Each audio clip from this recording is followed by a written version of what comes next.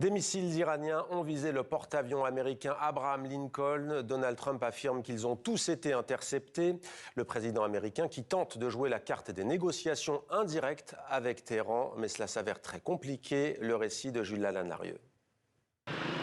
Alors que la guerre au Moyen-Orient s'enlise dans son 26e jour, la rumeur d'un plan de paix prend de plus en plus d'épaisseur, à en croire le président américain.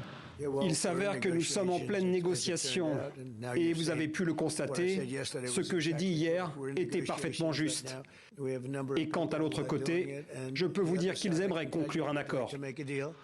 Une déclaration rapidement balayée par Téhéran.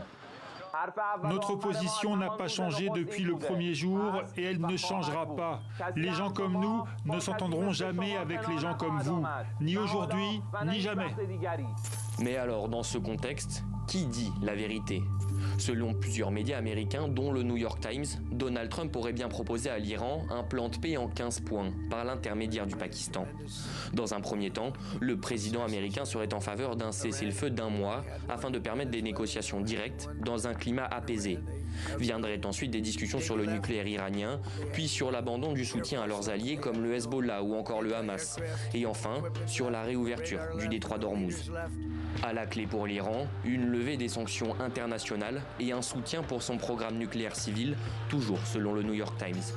Islamabad, en tout cas, se tient prêt.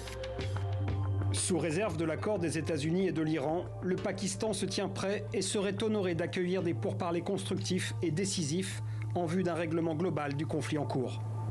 De son côté, Téhéran aurait aussi ses conditions pour la paix. Le Wall Street Journal rapporte que le démantèlement des bases militaires américaines au Moyen-Orient, la levée des sanctions ou encore la fin des frappes contre le Hezbollah au Liban sont autant d'éléments nécessaires à une paix durable pour le régime des Mollahs.